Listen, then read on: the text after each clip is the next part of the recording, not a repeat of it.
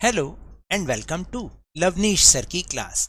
आज की शिक्षा निदेशालय राष्ट्रीय राजधानी क्षेत्र दिल्ली की वर्कशीट नंबर 45 जो कि कक्षा 9वीं के विद्यार्थियों के लिए है।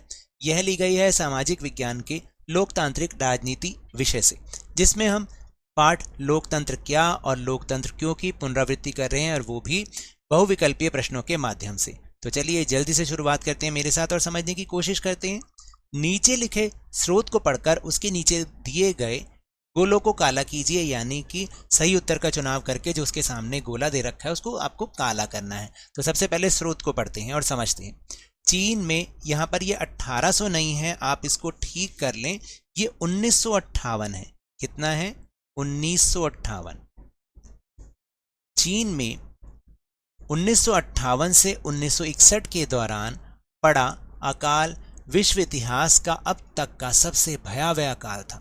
इसमें करीब 3 करोड़ लोग भूख से मरे। उन दिनों भारत की आर्थिक स्थिति चीन से कोई बहुत अच्छी नहीं थी, फिर भी भारत में चीन के समान अकाल और भुखमरी की स्थिति कभी नहीं आई। अर्थशास्त्रियों का मानना है कि ऐसा दोनों देशों की सरकारी नीतियों के कारण हुआ।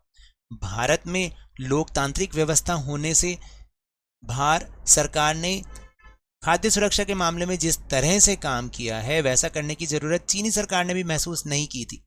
अर्थशास्त्रियों का यह भी मानना है कि किसी भी स्वतंत्र और लोकतांत्रिक देश में कभी भी बड़ा अकाल और बड़ी संख्या में भुखमरी नहीं हुई।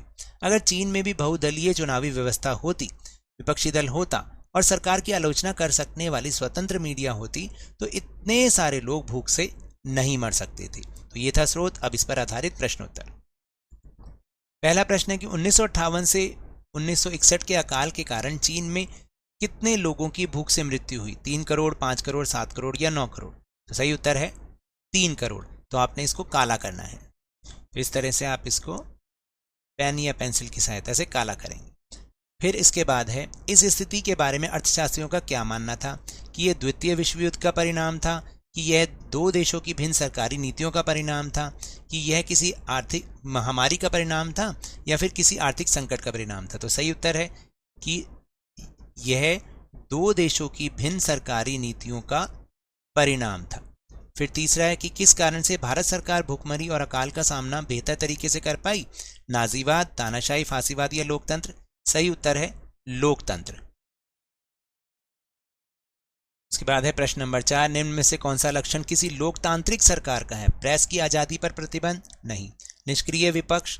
ये भी नहीं। स्वतंत्र प्रेस? ये है। तो आपने सही उत्तर सी को लगाना है। फिर क्वेश्चन नंबर 5, चीन में अकाल कितने वर्षों तक रहा? 2 वर्षों तक, 3 वर्षों तक, 4 वर्षों तक या 5 वर्षों तक? तो सही उत्तर है 3 वर्षों तक, 1958 से 1961 तक। फिर क्वेश्चन नंबर 6, किस प्रकार के देश में कभी भी बड़ा अकाल और बड़ी संख्या में भुखमरी नहीं हुई? चीन में, एक स्वतंत्र देश में, एक तानाशाही में या किसी भी स्वतंत्र और लोकतांत्रिक देश में? सही उत्तर है किसी भी स्वतंत्र और लोकतांत्रिक देश में। तो ये तो थी आज की वर्कशीट। अगर मेरे इस तरह समझाने से अब आपको समझ में आने लगा है तो इस चैनल और वीडियो को लाइक कीजिए, शेयर कीजिए और सब्सक्राइब भी कीजिए।